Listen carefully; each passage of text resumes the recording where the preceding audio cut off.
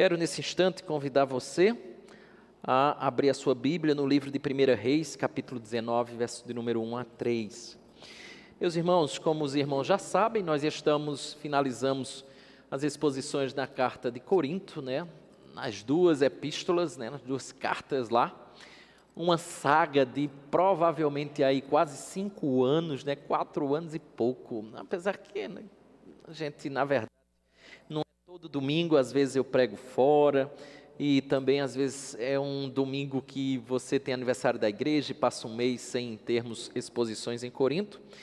Todavia, como diria Diego, contudo, porém, todavia, entretanto, nós finalizamos pela graça divina, e para mim foi muito instrutivo. Nesse período em que nós ainda não enveredamos por um livro, eu quero tratar de coisas que têm relação com o que nós estamos atravessando nesse momento, e naquilo que eu penso Deus está me dirigindo a tratar com os irmãos nesse período, enquanto nós não enveredamos em um único livro, tá? E hoje eu quero falar sobre algo que tenho recebido muito em gabinetes pastorais, Eu coloquei inclusive como tema da nossa reflexão dessa noite. Esse período de pandemia tem sido muito intenso para pastores, no que tange a gabinetes, a conversas no celular, pessoas que estão enfrentando dramas, dificuldades, gente que está aflita, que está padecendo circunstâncias delicadas, que tem entrado em depressão. Eu penso que muito do que temos visto hoje, nos nossos dias, tem tudo a ver com isso. Eu já vi gente em depressão, ou pelo menos com um pezinho lá. Eu tenho visto muitas pessoas fugindo, como se, na verdade, elas conseguissem sair dessa realidade. E nessa fuga tem entrado em depressão. Mas essas duas coisas também, simultaneamente, algo tem acontecido. Deus tem fortalecido-nos de maneira especial. Quantos de nós já não atravessamos momentos assim, Nessa pandemia a gente ficou preocupado, eu particularmente, quando as igrejas fecharam as portas, e nessa ocasião Deus tem assim nos surpreendido. Mas especialmente no primeiro momento em que o prefeito Romero, à época, nos reunia, Nós tínhamos uma reunião com ele, boa parte dos pastores da cidade, e ele propunha o fechamento, ou em comum acordo, a gente passar um período sem abrir as igrejas. Eu fiquei naquele pensamento, como é que a gente vai passar essa realidade? As nossas irmãs, nossos irmãos, nossos membros estarão aí, estamos distantes uns dos outros, sem aquela comunhão que a gente não quer nem ir embora para casa, às vezes no domingo, a gente fica no terraço aqui e o diácono da igreja desliga as luzes e fica, amém, tchau, boa noite, e vai expulsando a gente. Aquela comunhão tão boa, como é que a gente vai ficar? E fizemos lives e fizemos tanta coisa, mas não é a mesma coisa. Dentre outros dramas que a gente enfrenta numa ocasião como essa. E nas nossas reuniões de oração, há muito tempo atrás, eu tinha compartilhado essa passagem, só que hoje pensei numa perspectiva parecida com a que eu tratei, mas com um certo recheio, e quero compartilhar com vocês. Essa fez parte de exposições que fiz durante 2-3 meses na nossa reunião de oração, trabalhando o capítulo 17, 18 e 19 de 1 Reis. E hoje eu quero tão somente trabalhar o verso 1, 2 e 3 nessa perspectiva. Fuga, depressão, fortalecimento. E para isso, venha comigo para o verso 1 do capítulo 19, leremos até o verso 3, que diz: Acabe fez saber a Jezabel tudo quanto Elias havia feito, e como matara todos os profetas à espada. Então Jezabel mandou um mensageiro a Elias a dizer-lhe: façam-me os deuses como lhes aprouver, se amanhã, a estas horas, não fizer eu a tua vida como fiz a cada um deles. Temendo, pois, Elias levantou-se e, para salvar sua vida, se foi e chegou a Berseba, que pertence a Judá, e ali deixou o seu moço. Deus de toda glória, como humanos que somos, aproveitando o ensejo do texto que lemos no início, somos barros. barro, que é fácil de ser desmanchado, quebra com facilidade. Somos barro, Senhor.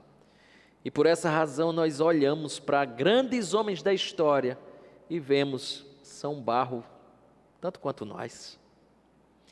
Por essa razão, Senhor, eu queria que pudéssemos enxergar com carinho aqueles irmãos que têm enfrentado dificuldades ao nosso redor, mas que ao mesmo tempo entendamos que o Senhor tem nos fortalecido. Como as circunstâncias angustiantes da vida fazem parte, óbvio, da vida, o fortalecimento de igual forma.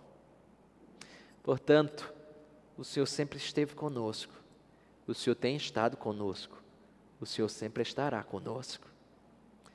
Ajude especialmente, Senhor, aqueles irmãos e irmãs que estão enfrentando momentos delicados, de questionamentos, de dúvidas internas, e que talvez nem tenham revelado para ninguém, mas que existe um drama interno e intenso, no qual só tal pessoa deve saber.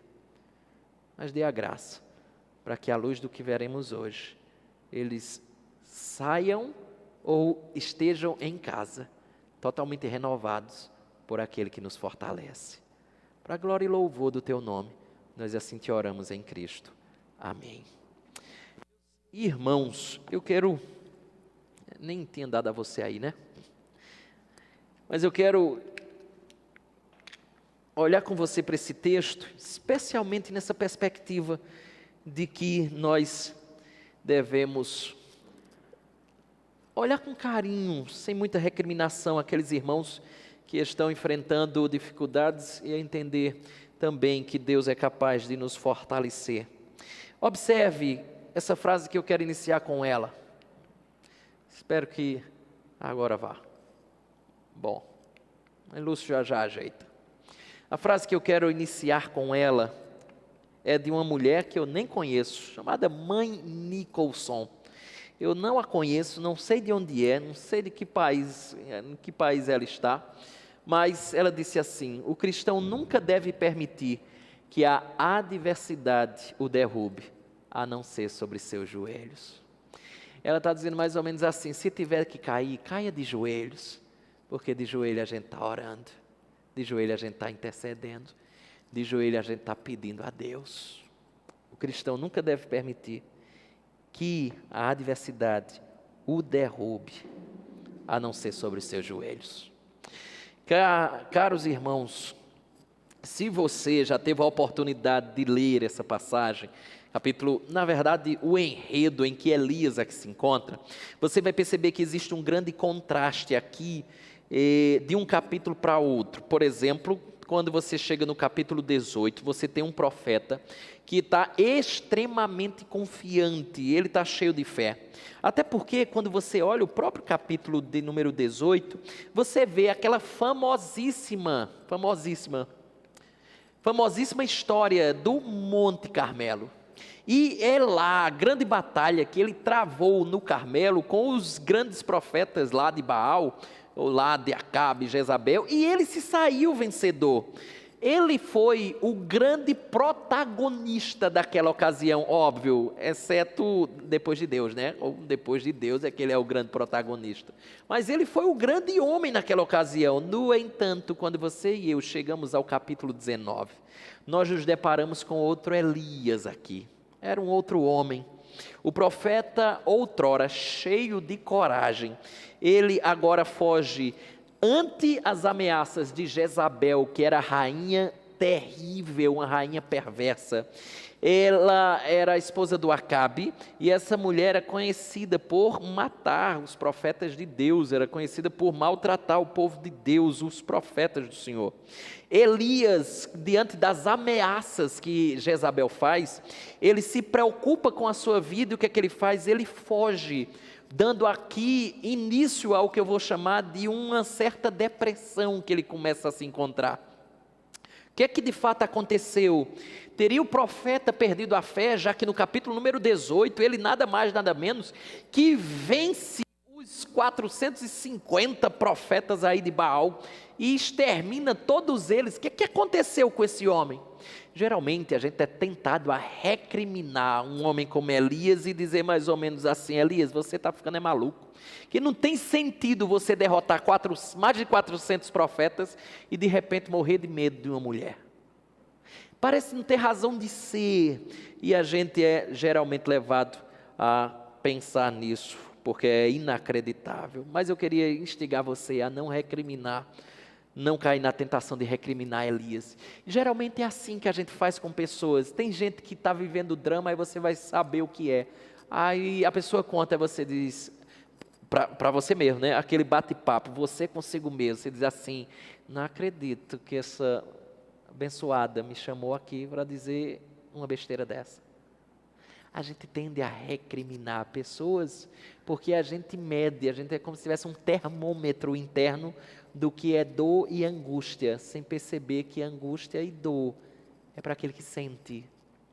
E a gente precisa entender essa verdade. Eu queria destacar uma coisa, que é o que eu vejo aqui na questão de Elias, e que talvez seja, Beatriz Felinto, coisas que você enfrenta na sua caminhada. A coisa que eu quero destacar não é nem o drama particular ou específico que porventura você, Lúcio, venha a enfrentar num período da sua vida, aquela coisa pontual, aquela tragédia que desmorona uma casa, que desmorona uma família, que desmorona a sua vida pessoal. Não é bem desse tipo de coisa que eu estou falando, mas uma das maiores provas, se não, eu vou colocar essa na categoria da maior, que nós temos que enfrentar na nossa caminhada cristã, são as lutas contínuas. São as lutas que não param de chegar. Elas podem ser desse tamanho aqui, mas é como a metáfora de um pastor que certa vez eu vi, que falando sobre relacionamento conjugal, e ele estava dizendo assim: de repente o indivíduo chega para o pastor e diz assim: pastor, eu não aguento mais, estou precisando, quero me separar, que eu não suporto mais essa mulher não tem condição de conviver com ela. Aí você pergunta: filho, diz o que é que aconteceu, o que houve? Essa mulher, pastor, ela simplesmente, quando eu termino de comer, ela deixa o prato lá, ou melhor, quando ela termina de comer, ela deixa o prato lá, não lava o prato na mesma hora. Tem condições de um negócio desse? Tem condição de conviver com uma mulher dessa? E aí você percebe: opa, não é isso não. Aí ele disse uma metáfora que eu achei legal, ele disse assim: é porque o copo já está cheio, isto é, não foi o prato, foram outras coisas que entraram e o copo encheu. A partir do momento que o copo enche, qualquer coisa é motivo. Então o que eu estou falando são das lutas contínuas. Eu penso que este é o maior drama que nós temos que enfrentar, talvez a maior prova que nós temos que enfrentar. Deixa eu ser mais claro quanto a isso. Nada nos desanima mais do que tentar viver uma vida cristã autêntica e a cada dia perceber que nós temos que enfrentar novas lutas, e que algumas delas parecem repetir-se e não ter fim nunca. Parece que o descanso que acontece conosco é igual naquele tempo em que os caras levavam chibatada, né? O descanso era só quando a chibata subia, porque ela está sempre descendo. É uma luta atrás da outra, parece que nunca acaba. Por que eu estou dizendo isso?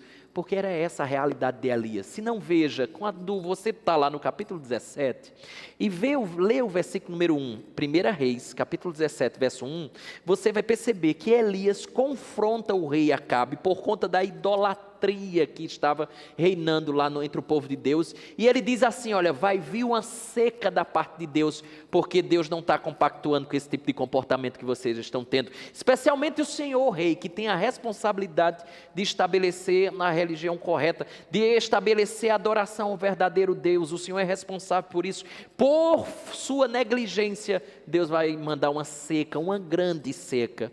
Verso número 2 a 6 do capítulo 17, você vê que Deus ordena Elias a ir a um lugar chamado Querite, e lá ele seria sustentado.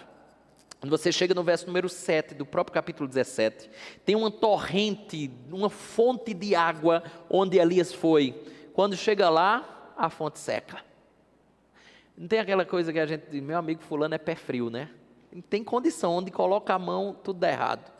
No verso 17 ainda, o rei está procurando Elias para ele ser exterminado, para acabar com Elias. Sabe por quê?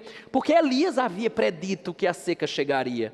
E no verso número 8 até o verso 16 do capítulo 17, Deus manda ele ir a um lugar chamado Sarepta. Era uma terra bronca para ele, porque era a terra de Jezabel, da mulher que já não ia com a cara de Elias. E lá ele seria sustentado por uma viúva, a classe mais necessitada daquela época. E aí, verso número 17 a 24 do capítulo 17, diz que quando Elias está lá, o filho da viúva, acontece o quê? Morre. Estou dizendo, parece que Elias é aquele pé frio. Onde ele está, parece que as coisas vão caminhando para trás, né? E o que é que acontece? Pior, o menino morre e a mulher lá, a viúva diz assim, a culpa é sua. E ele vai enfrentando esses dramas aí. Quando você chega no capítulo 18, só para dar o salto, verso número 1 a 40, você tem o confronto com os profetas de Baal. Do verso 41 a 46, Deus manda uma grande chuva, está lá, verso número 45, e a mão do Senhor veio sobre Elias. Daí, quando tudo isso termina, que você tem aquela vitória épica lá do Carmelo, onde ele... Deus opera de maneira grandiosa através da vida de Elias. Quando tudo isso termina, aí você diz assim, agora o pobre do Elias vai para a praia, vai pedir uma água de coco lá naquela barraca e vai lá pegar um bronze nas águas lá da Galiléia. Será? Óbvio que não. Errado. Né? Não. O que é que acontece? Depois que tudo isso passa, qual é a notícia do outro dia? É o verso de número 1, capítulo 19.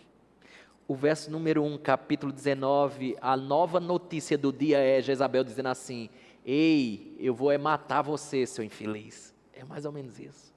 Depois de atravessar todas essas coisas, notícia ruim atrás de notícia ruim, notícia ruim atrás de notícia... Quando chega no capítulo 19, ele diz, eu vou matar você. É como se fosse uma luta atrás da outra. E esse talvez seja um dos maiores dramas que nós enfrentamos na vida. Então a cena foi a seguinte, naquele dia...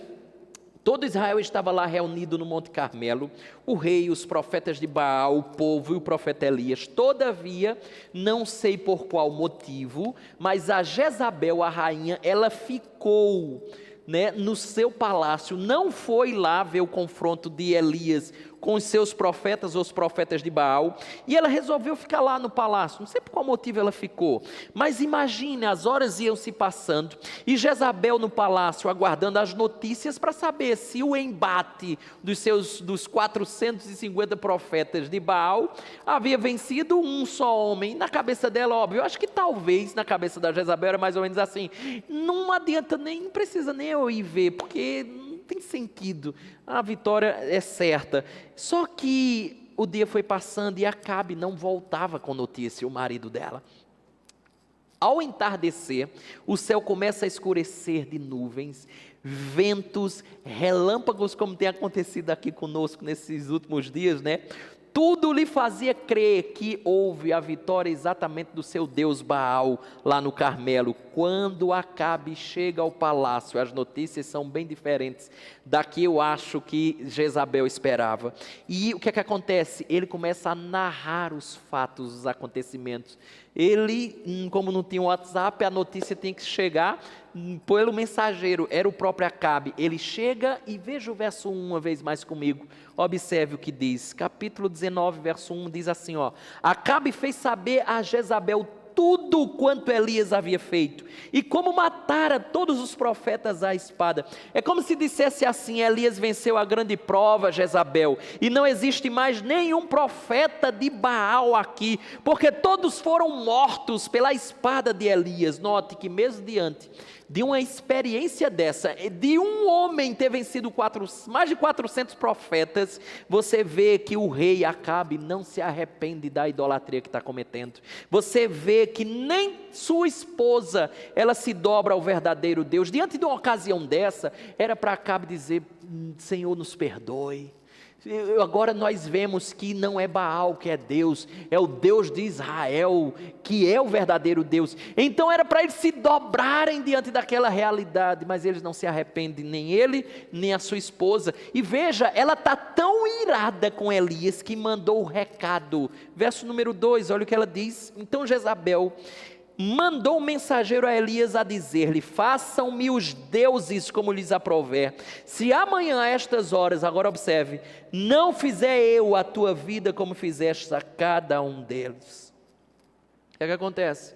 Elias se deixa dominar pelo medo e foge para salvar a sua vida. E essa daqui é uma das coisas que eu gostaria que você pudesse apreciar. Via de regra, a gente fica muito temeroso quando a nossa vida está em jogo. Por isso que essa nossa pandemia, esse momento de pandemia que estamos atravessando, as pessoas estão com o coração na mão, o coração apertado. Por quê? Porque é a vida que está em jogo. E é exatamente o cenário aqui. E eu queria que você lembrasse uma coisa muito simples, se você conhece um pouquinho da história de Elias. Todos os princípios que caracterizavam a vida do profeta Elias são aqui literalmente quebrados por ele mesmo. Se você lembrar, Elias era um homem de oração. Quando ele recebe a notícia, ele não ora. Quando você olha para a história e a vida do profeta Elias, você vê que uma das características da vida de Elias se chamava obediência. Ele não obedece. Quando você olha para a vida de Elias, ele era um dos homens da história bíblica que mais descansava em Deus como seu protetor. Ele não descansa em Deus como seu protetor nessa experiência. Sua coragem para crer e lutar é como se tivesse desaparecido de um capítulo para outro. Sua capacidade de viver pela fé tinha desfalecido nessa ocasião, e não mais ele se sentia disposto a esperar no Senhor. E o que é que ele faz? Ele vai buscar refúgio no deserto. Ele sai para um lugar que ele não deveria sair. O que é que acontece? É que a visão de Elias mudou radicalmente aqui. Ele tirou o foco de onde sempre foi o seu foco, em Deus, na pessoa de Deus, nos atributos de Deus, e agora colocou os olhos em Jezabel. É o que muitas vezes acontece conosco. Sabe por que muitas vezes você vive dramas? Porque você vive esses momentos de angústia intensa, de muitas vezes ficar recluso? É porque os seus olhos só enxergam a palavra Covid. Seus olhos só estão no risco da morte. Os seus olhos muitas vezes já se foram de Deus.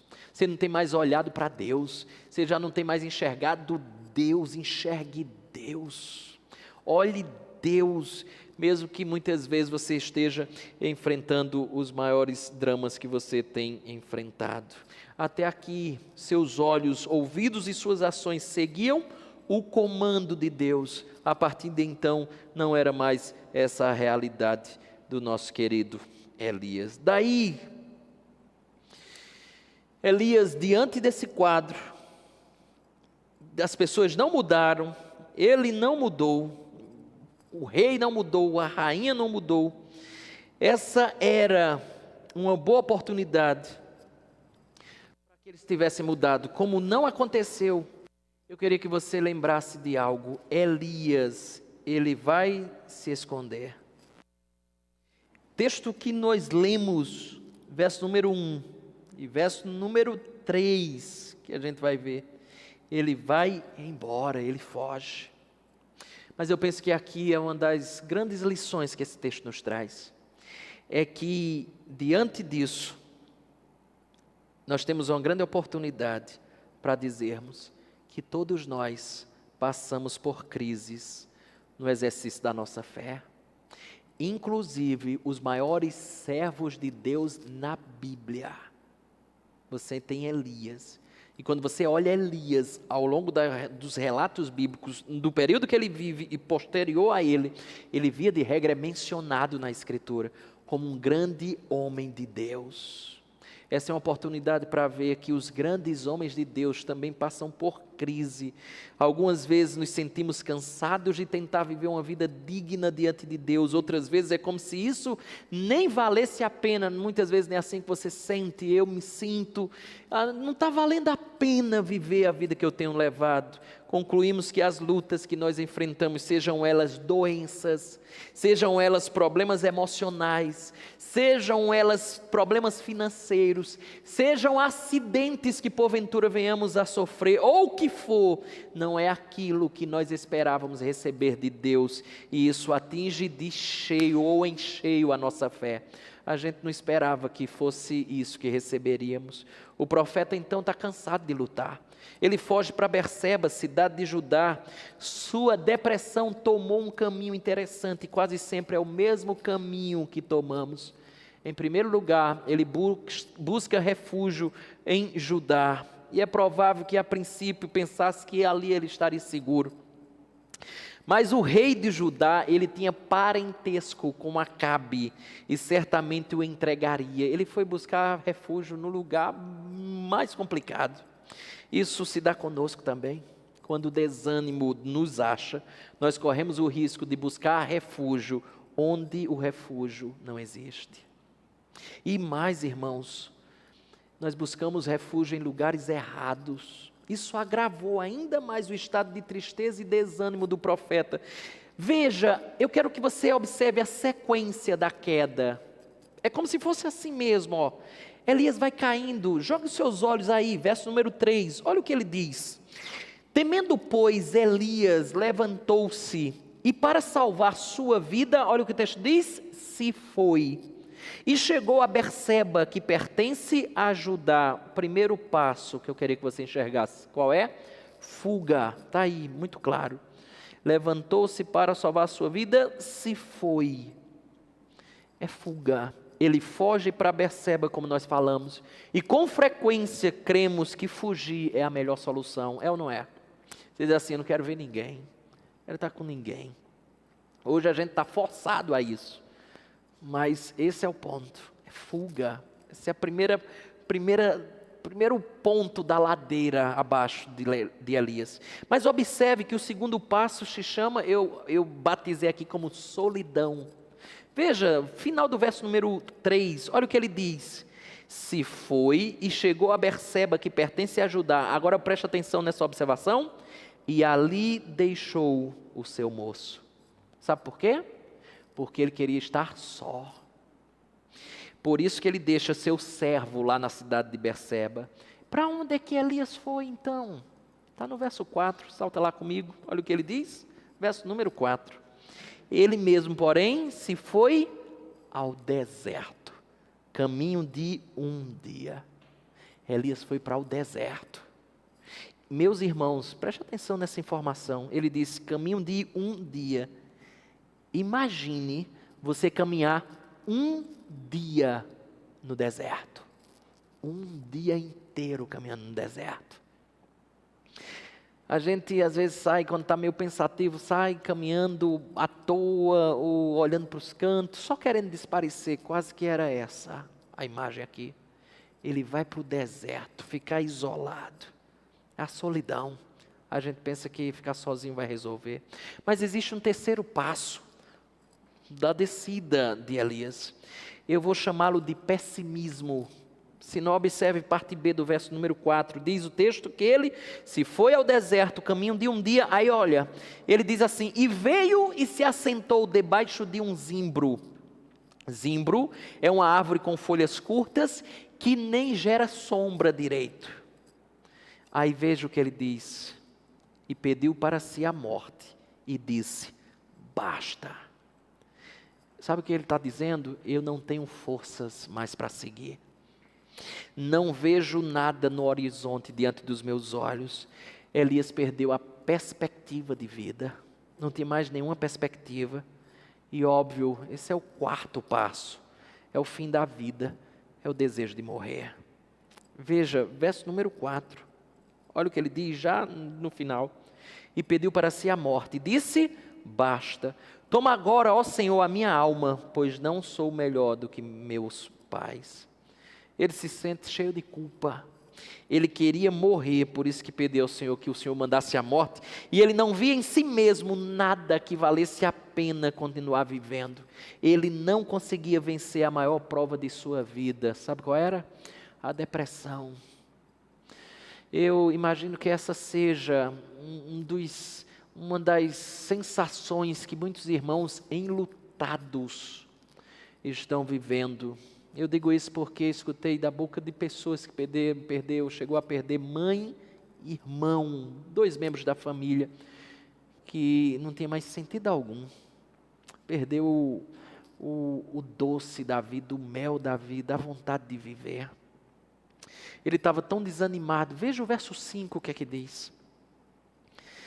Ele estava tão desanimado que deitou-se e dormiu debaixo do zimbro. Ele estava exausto.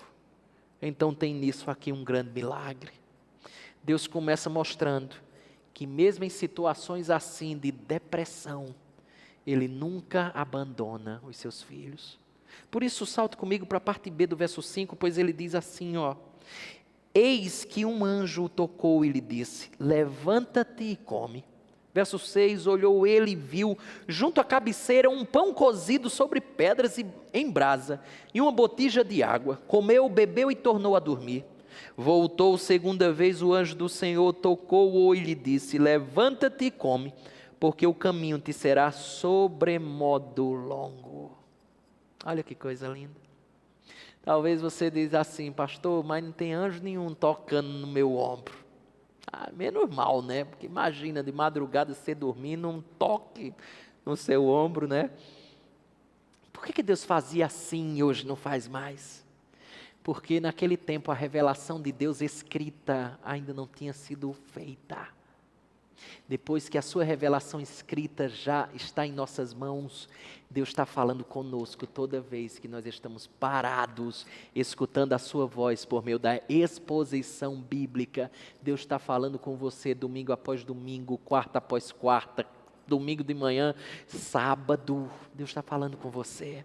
Deus está tocando em você assim, cada domingo que você vem, Deus está tocando no seu ombro dizendo, é isso aqui que você precisa.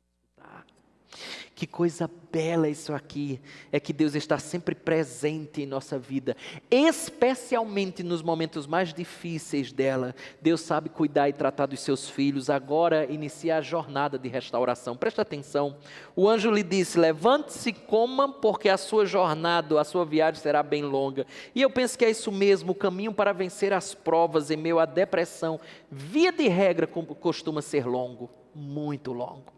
Às vezes a gente se depara com alguém na família que está enfrentando uma situação assim, né?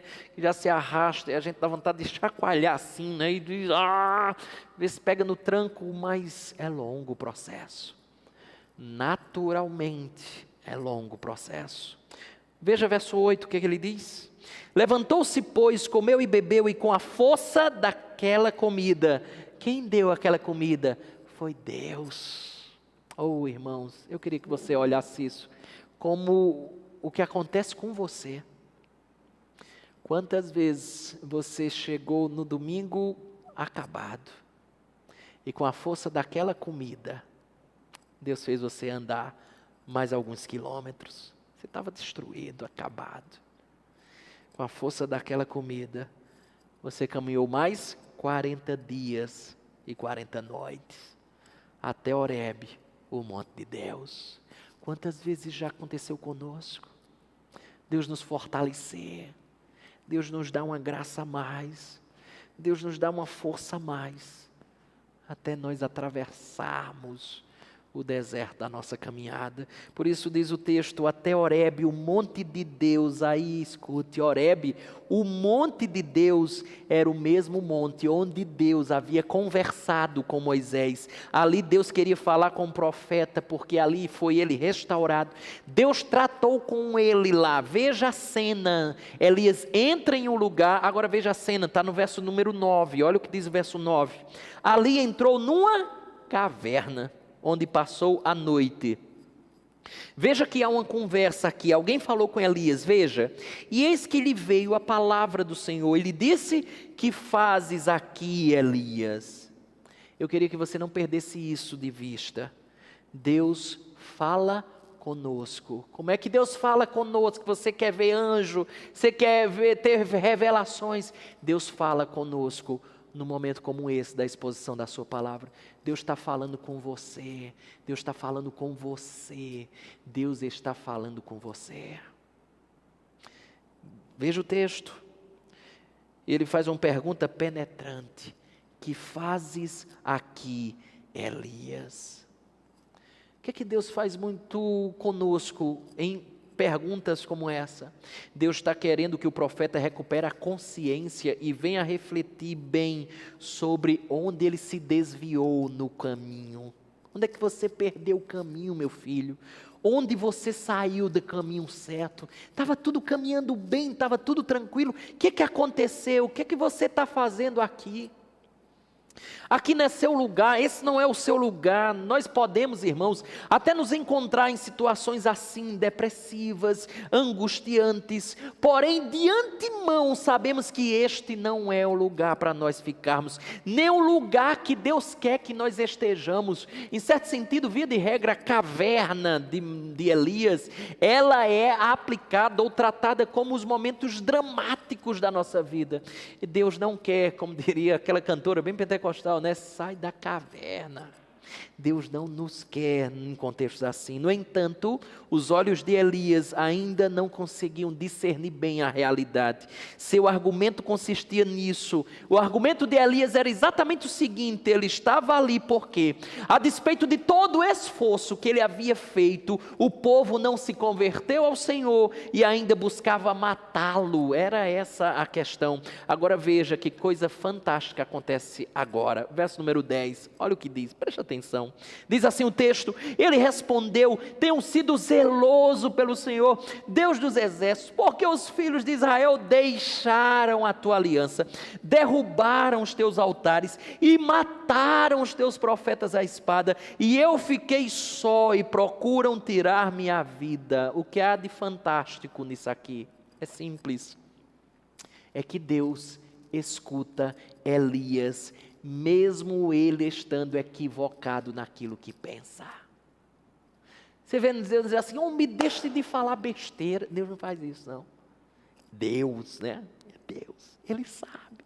As palavras que Elias estava dizendo nem saiu da boca de Elias, Deus já sabia. Mas veja, Deus, deixa ele falar o que ele tem que falar. É evidente que a vontade de Deus não era que o profeta estivesse ali, sobretudo deprimido. Todavia, Deus não deixa de escutar os argumentos de Elias. Isso aqui é interessante aqui.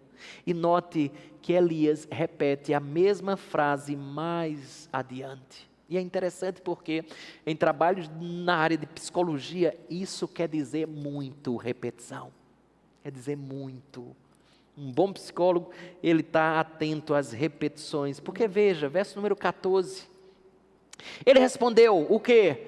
Tenho sido em extremo zeloso pelo Senhor, Deus dos exércitos, porque os filhos de Israel deixaram a tua aliança, derribaram os teus altares e mataram os teus profetas à espada, e eu fiquei só, procuram tirar minha vida. É como se ele estivesse dizendo assim: o Senhor não entendeu ainda o que eu estou dizendo. Mais ou menos isso. Eu já disse uma vez, eu estou repetindo pela segunda vez. Parece que o Senhor não está entendendo. O Senhor que é Deus, o Senhor não entende isso. Quem passa situações assim de angústias, depressão ou circunstâncias depressivas, eles tendem a repetir o discurso. E eu quero dizer uma coisa para você: escutem-as. Escutem as pessoas. Pessoas que você ama e que se encontram em situações delicadas, escute-as. Um dos maiores problemas da nossa geração é que ninguém escuta mais ninguém. Ninguém escuta mais o outro. Ninguém escuta a dor, ninguém escuta a angústia. Escute, ainda que não faça o menor sentido para você o que aquela pessoa está dizendo, mas escute-a. Essa é uma das coisas maravilhosas e grande contribuição que você pode dar para aquela pessoa, escutá-la. Você não quer dizer que vai concordar com ela, mas escute-a. Meus irmãos, eu já tive inúmeras, não foram poucas, inúmeras experiências de gabinete, onde uma pessoa simplesmente vem, estraçalhada, conversa, fala, eu não digo uma palavra, e a pessoa sai no tempo que podia abraçar, abraçando, dando muito obrigado, louvando ao Senhor pela vida do pastor que não fez nada, exceto escutá-la. Só. Por outro lado, você que está em situação angustiante, drama, depressiva, muitas vezes você toma certas coisas como verdades absolutas. Você já parou para pensar em nós? Se já vivenciamos ou se estamos acompanhando alguém que está passando isso, você sabe muito bem. Porque geralmente essas pessoas ou pessoas que estão em contexto assim, dizem assim, olha, ninguém me ama. Chega à conclusão que ninguém ao seu redor lhe ama, que as pessoas não compreendem o que você sente, não é assim? Eu falo, mas ninguém compreende o que eu sinto. E a pessoa se sente fracassada, você tem uma sensação de que as coisas nunca vão melhorar para você. Melhora para todo mundo, mas para você não. Você acha que não vale a pena viver e, por fim, muitas vezes, pode até pensar como Elias pensou, que a morte é a única solução para aquilo que você está enfrentando. E nesse sentido, estas pessoas estão absolutamente convictas de algumas verdades, e ao mesmo tempo, nós sabemos que elas estão redondamente enganadas. Entenda isso. Nem sempre o que você coloca na cabeça corresponde aos fatos. Como diria Cazuza, né? Tuas ideias não correspondem aos fatos. Muitas vezes o que você colocou na cabeça não é verdade. E é por isso que Deus diz o que diz no verso de número 15. Olha o que ele diz. Disse-lhe o Senhor: vai, volta ao teu caminho para o deserto de Damasco. Deus está dizendo assim, volte pelo caminho de onde veio. Em outras palavras, Deus estava dizendo, você está enganado, você está errado e você está perdendo o seu tempo aqui dentro dessa caverna. E eu ainda quero usar a sua vida. Deus nos quer de volta ao caminho. Oh, irmãos, isso aqui é muito precioso. Há muita coisa a fazer. É assim que Deus anima o profeta. Deus está dizendo uma coisa muito simples. Se eu quisesse que você fosse embora, eu mesmo já teria tratado do assunto. Eu já teria levado você, meu filho. Se a questão era morrer, não seria problema para eu levar. Não quero levá-lo. Existe algo que eu ainda quero fazer com você. A perspectiva de Deus nos manter vivos em um contexto de pandemia como o que nós estamos enfrentando, especialmente você que porventura já contraiu o próprio vírus e já venceu o vírus pela graça divina, nunca poderia sair da sua cabeça essa grande mensagem: Deus não ceifou, porque Deus ainda tem um propósito com você aqui nessa terra. Não, vários podem ser. Note que Deus disse que quer de volta, ou quer trazê-lo de volta ao trabalho. Por isso, joga os seus olhos no verso de número 15, parte B a 16. Diz o texto: disse-lhe o Senhor, vai e volta ao teu caminho para o deserto de Damasco, e em chegando lá, unge a Azael, rei sobre a Síria, a Jeú, filho de Ninsi, ungirás rei sobre Israel, e também Eliseu, filho de Safate, de Abel-Meolá, ungirás profeta em teu lugar. Eu ainda quero usar você. Você ainda será útil a mim.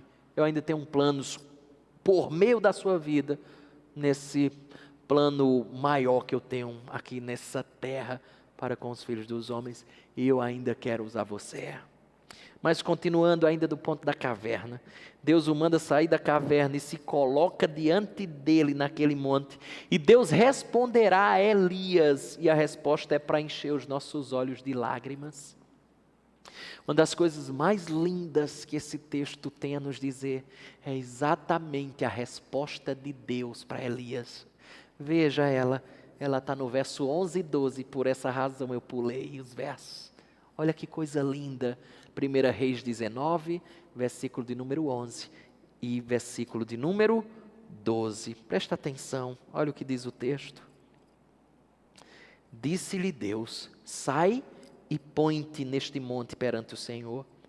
Eis que passava o Senhor, e um grande e forte vento fendia, ou seja, dividiu os montes e despedaçava as penhas diante do Senhor, porém o Senhor não estava no vento.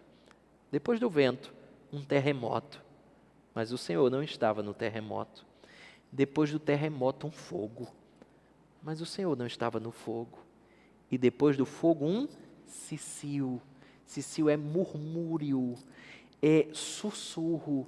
Não tem aquilo que às vezes a gente está no lugar e o barulho da árvore, folha batendo na folha, ou do vento, coisa assim, sussurro, murmúrio. É exatamente isso. Ou então quando a gente fala bem baixinho para alguém, murmúrio. É exatamente isso. Aí diz o texto, continue, final do verso 12. E depois do fogo, um cicio tranquilo e suave. O que há de lindo aqui? Deixa eu fazer você entender a resposta aqui de Deus. O texto nos disse que Deus não estava no grande e forte vento. O texto nos disse que Deus não estava no terremoto.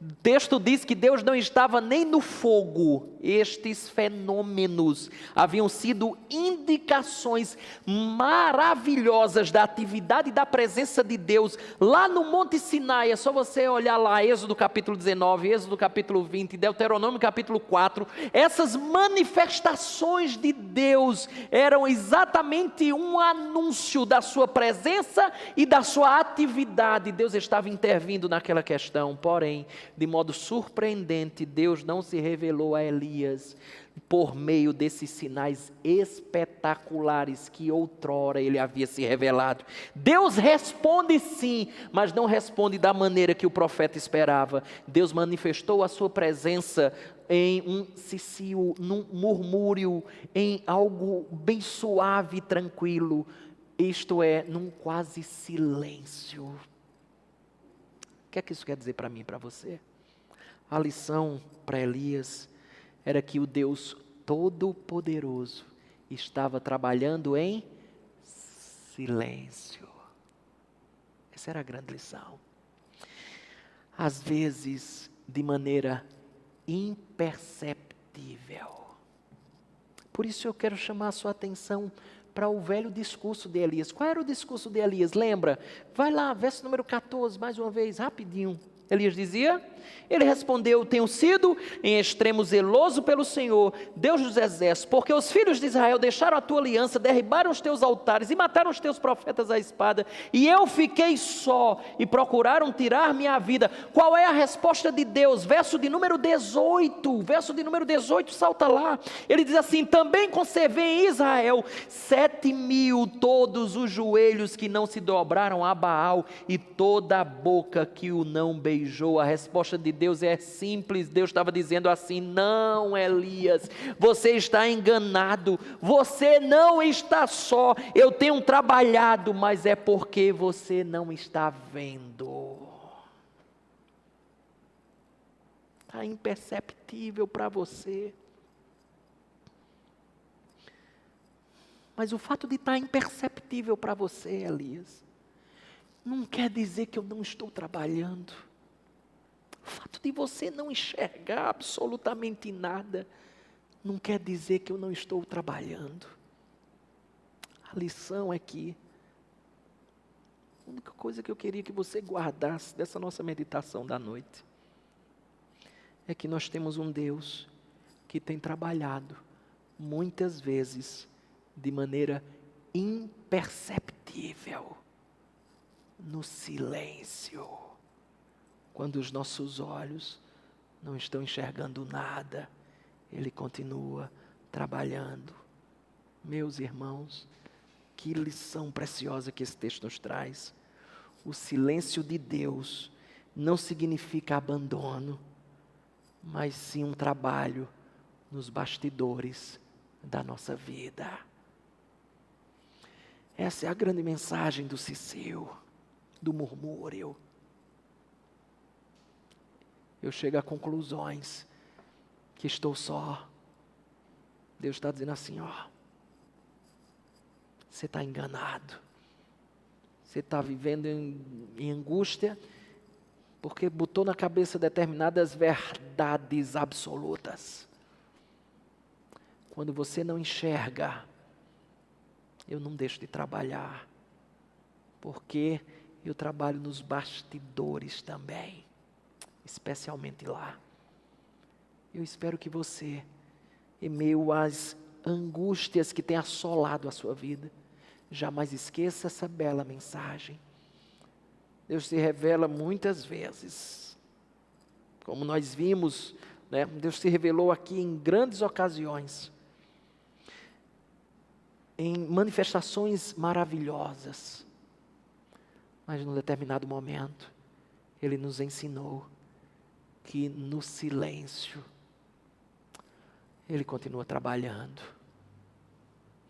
Deixa isso penetrar seu coração, e à medida que você não conseguir enxergar absolutamente nenhuma alteração, mudança, é porque seu Deus resolveu trabalhar nos bastidores nesse período.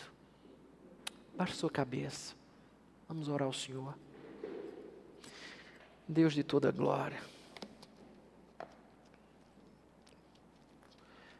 como é bom saber que não estamos à mercê da sorte, do azar. Como é difícil também, por isso não recriminamos a Elias, porque Elias viveu um drama atrás do outro, era uma pancada atrás da outra, era um drama atrás do outro.